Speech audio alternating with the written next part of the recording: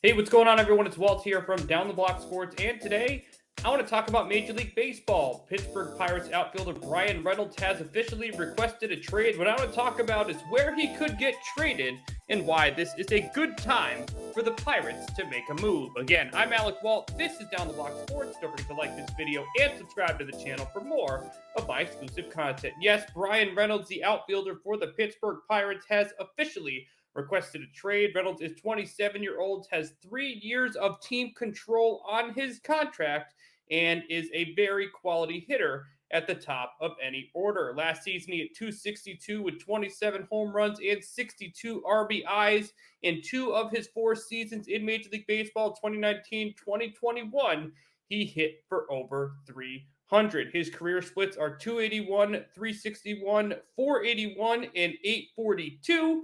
He is someone who can make an immediate impact on any team for the most part in the outfield and at the top of the order. So what I'm going to do right now is talk about 5 teams who I think should consider making a deal for the Pirates outfielder. Number 5, the Boston Red Sox. Red Sox are a team that's not looking to spend a ton of money this year.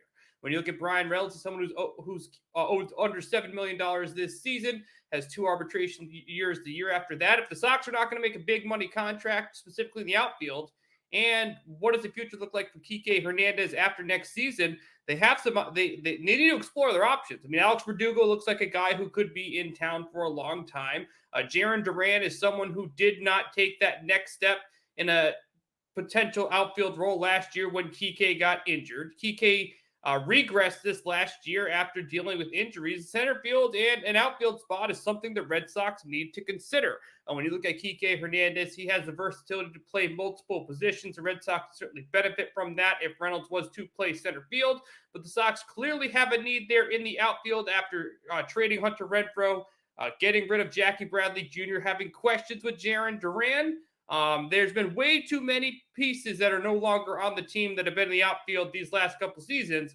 I think going after a Bryan Reynolds would make sense for them. And Chaim Bloom, even though things have not been as very positive in this last year, has done a decent job adding to the Red Sox farm system over the last couple seasons. Number 4, you can't exactly ever consider them out of anything, and that is the Los Angeles Dodgers.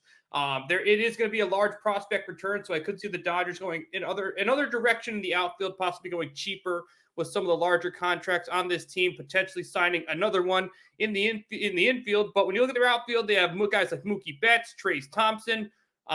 They could use another guy there in Chris Taylor. They could use another guy in the outfield. I mean, Thompson had a very good year last year, but he's someone who's more likely to be a 4th outfield type of guy. With no more Cody Bellinger, who was DFA'd by the Dodgers, exploring someone to play center field would be a good option for them. Reynolds, of course, is a little bit cheaper than some of the players on this team. He has 3 years of team control to a team that's going to be contending for all 3 of those seasons. He'll be in an outfield next to Mookie Betts and Chris Taylor, which is one of the more productive outfields in Major League Baseball. There's a clear need for it. The Dodgers, again, will they be willing to trade all of those prospects when they get, go in free agency and spend a little bit of money and still be productive at that position? I don't know. I still think they have to make that decision at shortstop before going into the outfield.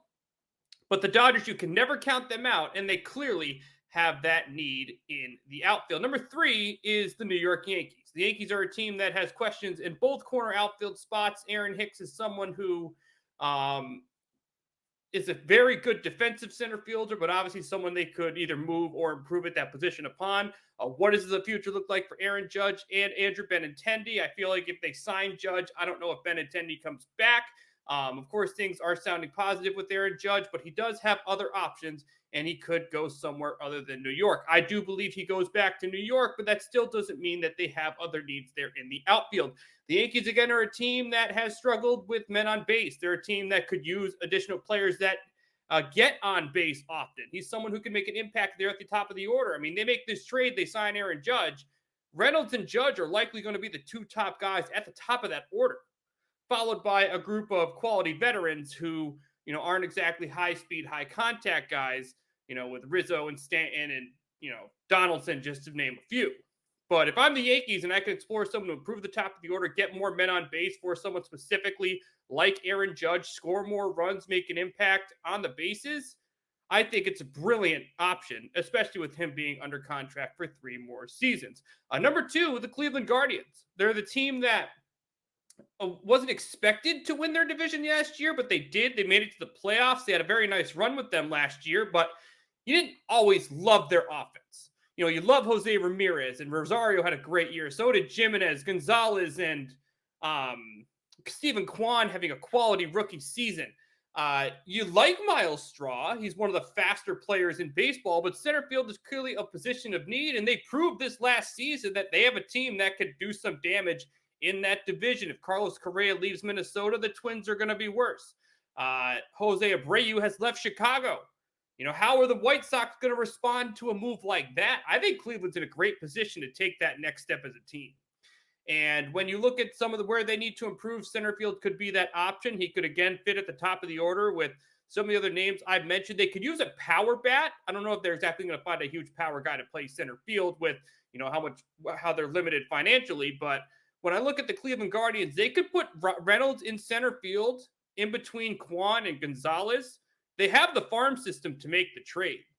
And I think he'd be a quality option for a team that's not going to spend a ton of money. But Reynolds, he will require a prospect or two, but he's not going to break the bank and make things too difficult for the Cleveland Guardians. My final team is the team that's been the most aggressive team here in free agency, and that's the Texas Rangers. I mean, the Rangers went out of their way to sign Jacob deGrom to a 5-year, $185 million contract. You can check out my reaction here on Down the Block Sports if you'd like after watching this video.